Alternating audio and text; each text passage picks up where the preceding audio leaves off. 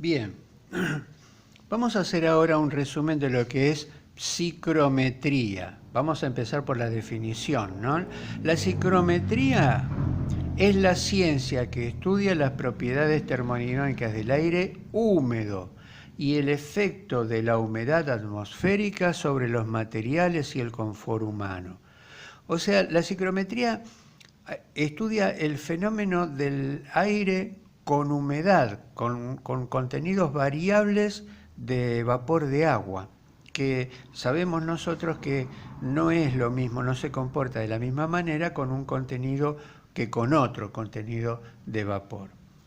Y dice, a los efectos de trabajar la psicometría involucrada en el estudio de las instalaciones de acondicionamiento de aire, usaremos un nomograma llamado diagrama psicométrico o carta psicométrica o ábaco psicométrico. Este ábaco, como todo nomograma, nos permite conocer los valores aproximados de una serie de variables termodinámicas del aire húmedo, ingresando a él con solo dos de estas variables, cuyos valores se conocen.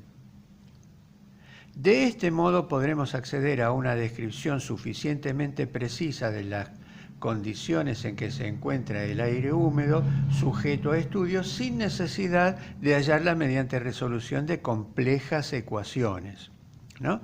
¿Por qué hablo de descripción? Porque, bueno, para describir una cosa es necesario establecer los valores de cierta cantidad de variables, ¿no? Por ejemplo, para describir a una persona, si uno me dice, bueno, tengo que describir a alguien, a un compañero o a alguien, no me alcanza con decir es varón, porque el hecho de que sea varón es un dato importante para reconocer a la persona, pero no es suficiente. Necesito otras variables. El color de cabello, la estatura, el color de ojos, el peso aproximado, etcétera, etcétera. Necesito varias variables. También para conocer el estado termodinámico del aire húmedo necesito conocer el valor de varias variables involucradas. Si yo conozco dos de esas variables, puedo entrar al gráfico psicométrico y sacar los valores de las otras 7, 8 o 9 variables que componen el universo de variables con el que yo puedo describir muy acabadamente las condiciones termodinámicas del aire que quiero estudiar. Los valores que voy a sacar del nomograma, el nomograma quiere decir eso, es un gráfico de donde a donde yo puedo entrar con dos variables conocidas y sacar el valor de otras variables sin necesidad de calcularlas algebraicamente. Gráficamente se calcula. Pero siempre el valor es aproximado, pero para nosotros es demasiado o suficientemente aproximado como para poder utilizarlo sin problema. Las variables termodinámicas que figuran en el diagrama psicométrico son las siguientes. Temperatura de bulbo seco. ¿Ven? Por eso antes definimos lo que era la temperatura del bulbo seco. Les presento el diagrama psicométrico, es este. ¿Ven? La temperatura del bulbo seco es esta que está acá. Temperatura de bulbo seco. ¿Ven? Se lee acá. Esta es una de las rectas que tiene una temperatura de bulbo seco constante. Para otra recta tendré otro valor, para otra recta otro valor. Temperatura de bulbo húmedo. La temperatura de bulbo húmedo se lee acá, en esta escala, la que está sobre esta curva que se llama curva de saturación. Humedad específica. La humedad específica se mide acá. ¿Ven? Es el valor 3. Se mide acá en esta escala. Gramos de vapor por kilogramo de aire seco. Humedad específica de saturación. ¿Ven? Si yo tengo un punto acá y empiezo a agregarle agua, la humedad específica va a aumentar. Aumenta, aumenta, aumenta, aumenta, pero manteniendo la temperatura constante. Hasta que llego a la curva de saturación, ahí ya no admite más contenido de agua, está saturado el aire y me fijo entonces cuál es el máximo contenido de humedad por kilogramo de aire seco. Esto se llama humedad específica de saturación a esta temperatura. Humedad relativa, ¿no? ¿Dije bien? Sí, humedad relativa. La humedad relativa es la única que viene en una curva, todas las demás vienen en rectas. Esta es una curva que corresponde a la humedad relativa del 100%, acá está escrito 100%. La que le sigue es el 90, el 80, el 70, el 60, el 50, el 40. Cada curva corresponde a un porcentaje de humedad relativa del ambiente. Temperatura de rocío, ¿no? Si desde este punto, en vez de ir para arriba agregando agua, mantengo la cantidad de agua constante, pero bajo la temperatura, entonces me voy a mover hacia la izquierda hasta que llego otra vez a la curva de saturación. La temperatura que corresponde al estado de saturación del aire para este contenido de humedad específica, esa temperatura se llama temperatura de rocío. La puedo medir en la escala de temperatura del bulbo húmedo o en la escala de temperatura del bulbo seco, porque como está en condiciones de saturación, los dos valores son iguales, ¿no? Temperatura de rocío, entonces, es la temperatura que debe alcanzar el aire para que se condense la primera gota de vapor, manteniendo constante la cantidad de vapor que contiene, la cantidad específica. La entalpía se usa, para medir la entalpía se usa esta recta, la misma que se usaba para medir la temperatura del bulbo húmedo, ¿no? La temperatura del bulbo húmedo se mide en esta escala, con esta recta, y siguiendo la recta voy a llegar a esta otra escala. Esto me da la entalpía. La entalpía es, por definición, la cantidad total de calor que contiene un sistema. O sea, un ladrillo, por ejemplo, tiene energía calórica, puede tener energía eléctrica, energía magnética, energía cinética, energía potencial, energía de todo tipo. La cantidad total de energía se llama entalpía. Pero para nosotros la entalpía va a ser la suma de dos tipos de energía solamente. Dos energías calóricas, el calor sensible más el calor latente, nada más, las otras energías las despreciamos. Calor sensible más calor latente es la entalpía del aire, y la vamos a leer acá por cada kilogramo de aire, ¿no?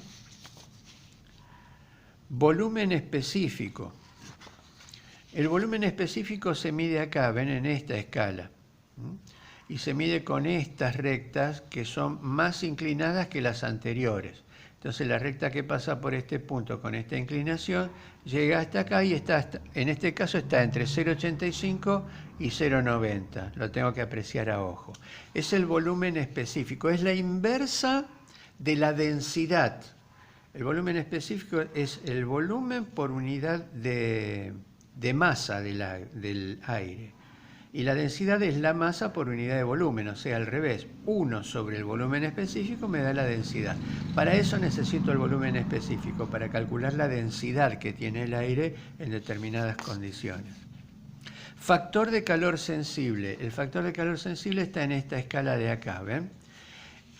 Esto depende de la combinación de calor sensible y de calor latente que haya involucrada en una evolución termodinámica. De acuerdo a esa proporción entre calor sensible y calor latente, voy a tener un valor que me da una evolución cuya inclinación corresponde a una recta que une este punto que está acá en el centro del diagrama, que está marcado ahí, con el valor correspondiente en la escala. Por ejemplo, si la relación es 1, entonces la recta es completamente horizontal. Si es 0,5 como está acá, entonces la recta tiene esta inclinación. Eso me va a indicar a mí cuál es el rumbo que va a tomar una determinada evolución cuando después la tenga que estudiar. Factor de calor sensible, la relación entre el calor sensible y la cantidad de calor total, o sea, el calor sensible y la entalpía, en realidad. No es la relación entre calor sensible y calor latente, es la relación entre calor sensible y la entalpía, o sea, el calor total involucrado en una evolución termodinámica. Después lo vamos a ver mejor eso. Y tenemos otra parte, porque en invierno vamos a necesitar la presión parcial de vapor, ¿no? La presión parcial de vapor, o sea, la presión que tiene el vapor en la mezcla de gases, ¿no es cierto? Pero eso lo necesitamos en invierno. Entonces, no vamos a trabajar con este diagrama ciclométrico, sino vamos a trabajar con una parte chiquita del diagrama ciclométrico que llega hasta los 25 grados, con esta parte solamente. Eso va a hacer que le hagamos como un zoom al diagrama y podamos leer con más precisión. El diagrama que usamos para invierno es este, no es otro diagrama, es el mismo, pero es la primera parte del diagrama anterior, como aumentado. Y se le agrega esta escala, que es la escala de presión parcial de vapor. Entonces, para el punto A, que era el mismo que teníamos acá, para este punto, yo saco una línea horizontal y leo la presión parcial de vapor del punto A. Si desde este punto sigo una evolución vertical hasta la curva de saturación, voy a tener que esta es la presión de saturación. A esta presión se satura el aire y empieza a condensarse la primera gota de humedad. Esta es lo que llamábamos presión de... ¿cómo se llamaba? Presión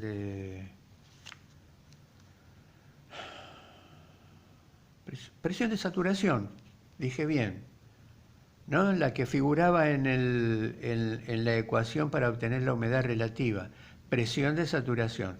Me confundí por un momento con la temperatura de rocío. No, la presión de saturaciones, la presión a la cual se condensa la primera gota de humedad a una determinada temperatura, sin variar la temperatura. Pues nosotros podemos condensar vapor enfriándolo o comprimiéndolo. En este caso es comprimiéndolo, sin enfriarlo.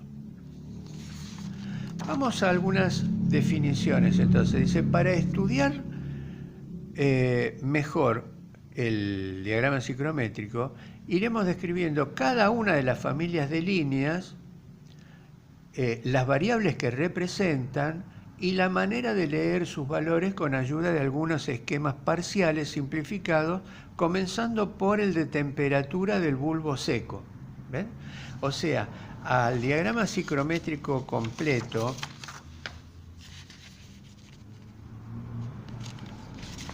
este de acá, que tiene muchas familias de línea, tiene unas curvas,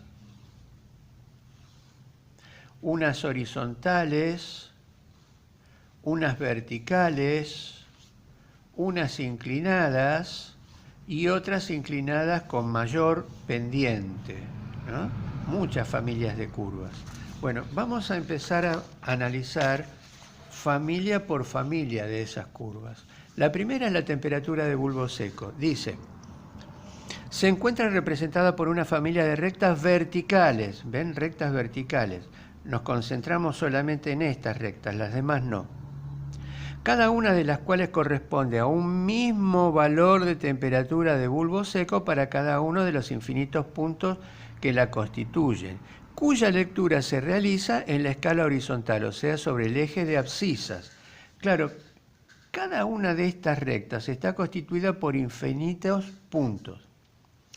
Cada uno de estos puntos tiene el mismo valor de temperatura de bulbo seco que se lee en esta escala, ¿ven? En la escala horizontal, pero corresponde a los puntos que forman las rectas verticales. Por ejemplo, dice, los puntos A y B, como el resto de los puntos que pertenecen a la misma recta vertical, representan aire húmedo con un mismo valor de temperatura de bulbo seco.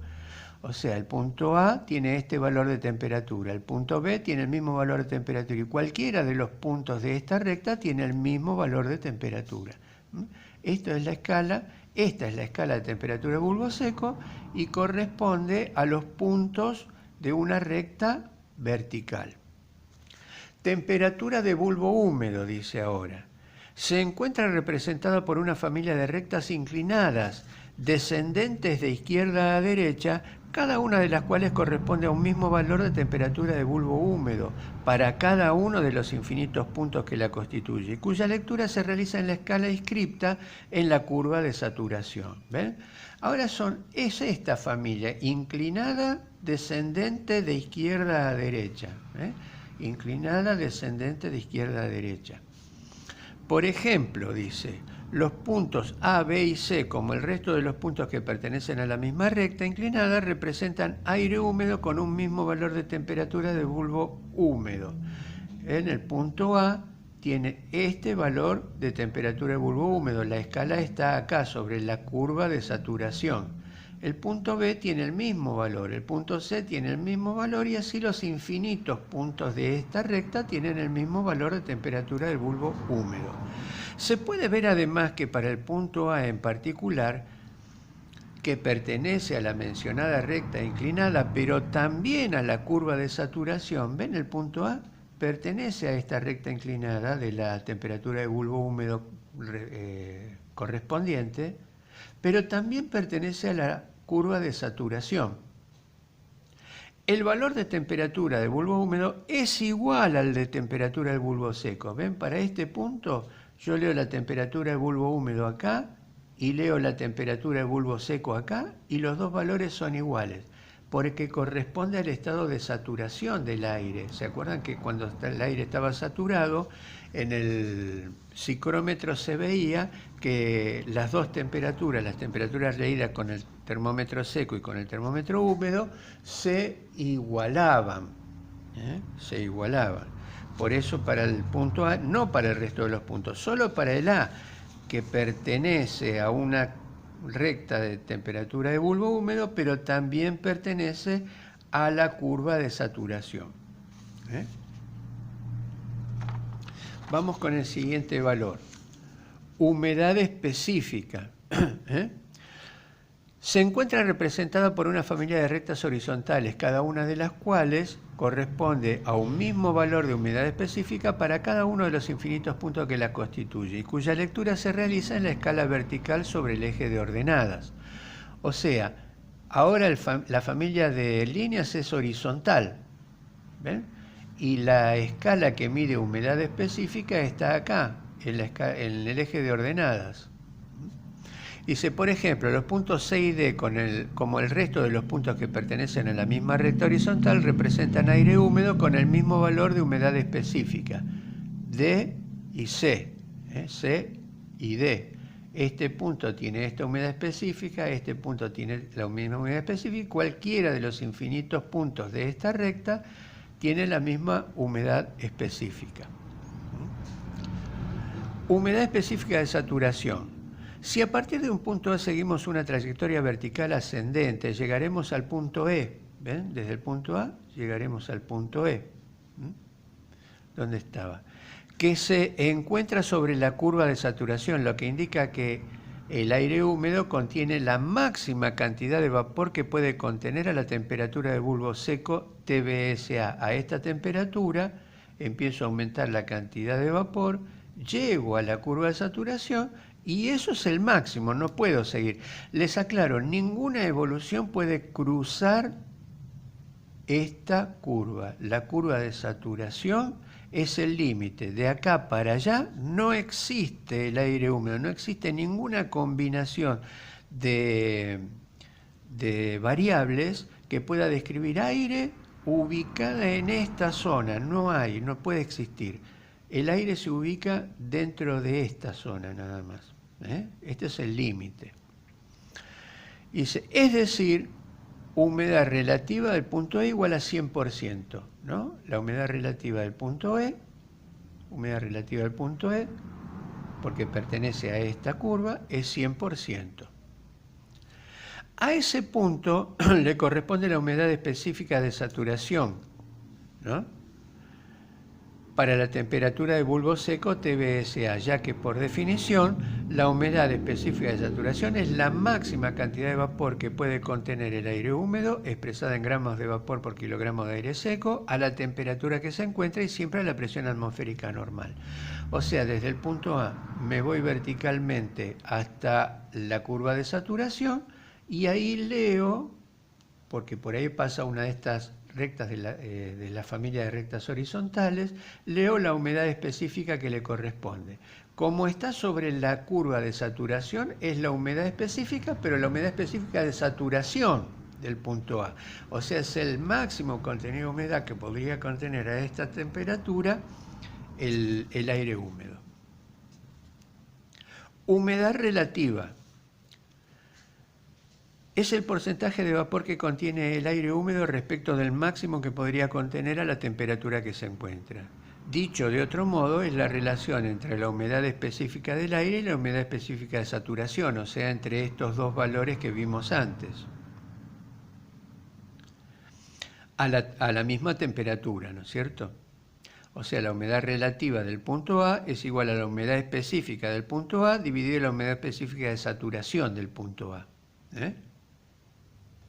Se encuentra representada por una familia de curvas, cada una de las cuales corresponde a un mismo valor de humedad relativa para cada uno de los infinitos puntos que la constituyen, cuya lectura se realiza al costado de cada curva donde figura dicho valor.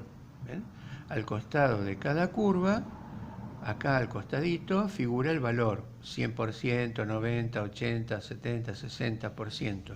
Y todos los puntos que están sobre la misma curva, por ejemplo todos los puntos que están sobre esta curva, corresponden a aire con el 100% de humedad relativa. El que está sobre esta curva con la humedad relativa HRA.